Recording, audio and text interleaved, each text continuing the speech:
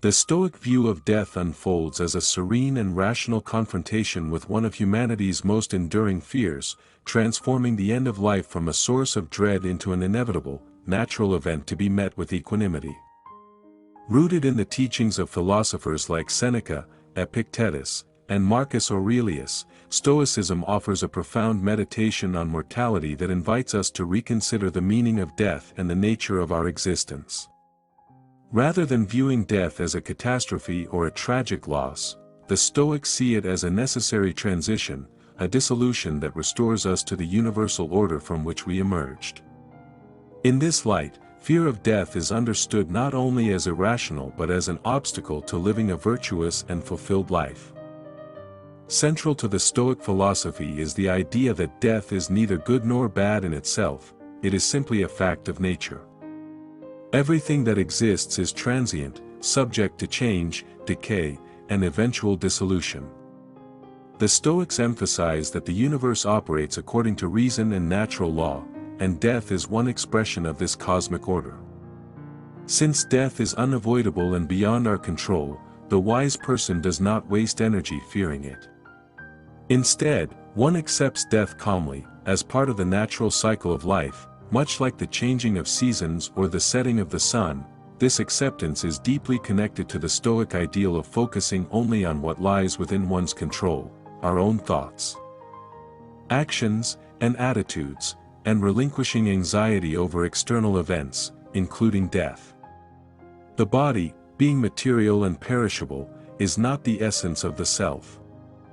The true self, the rational soul, is part of the larger cosmos, subject to the laws of nature and reason.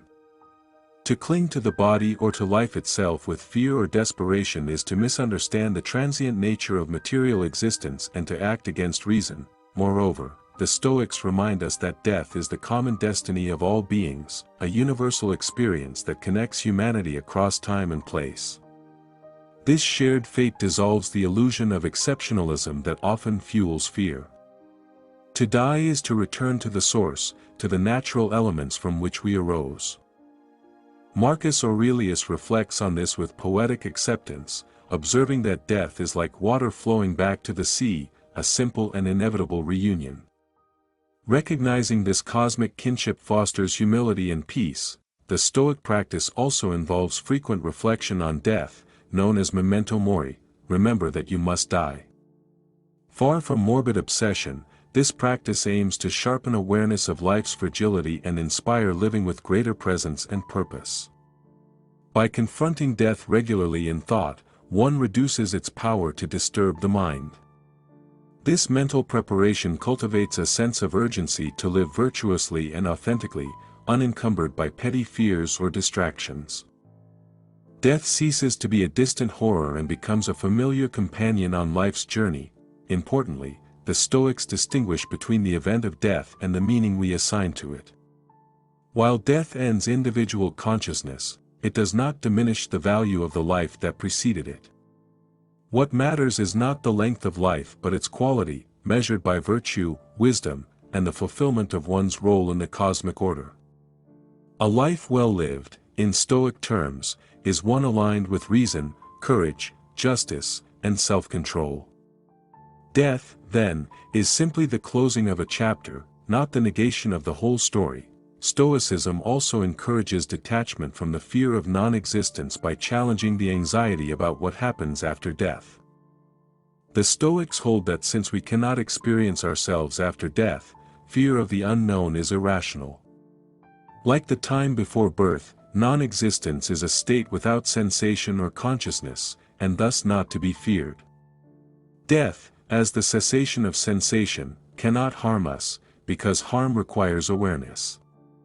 This reasoning echoes the ancient philosopher Epictetus, whose views, while not strictly Stoic, similarly argue that death is nothing to us since when we exist, death is not present, and when death occurs, we no longer exist. The Stoic perspective also reveals a subtle but profound spiritual dimension. Death is an act of nature reclaiming its elements, a reintegration of the individual back into the whole. The soul, understood as a fragment of the divine logos or universal reason, is not annihilated but transformed, returning to the cosmic source. This process embodies the Stoic ideal of living in harmony with nature and reason, culminating in a death that is not an enemy but a natural friend.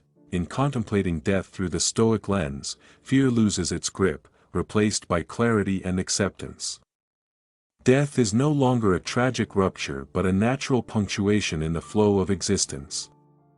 This outlook invites us to live boldly and wisely, embracing each moment with gratitude and courage. To the Stoics, the art of dying well is inseparable from the art of living well, a lesson that continues to resonate in our modern world. Where death remains one of the few certainties amid uncertainty, ultimately, the Stoic view of death calls us to relinquish illusions, face reality with courage, and find peace in the natural order. It teaches that by understanding the nature of death, we free ourselves from fear and open the possibility of a life marked by virtue, tranquility, and profound wisdom. Death, in its inevitability, becomes not a specter to flee but a quiet companion guiding us toward the fullness of life itself.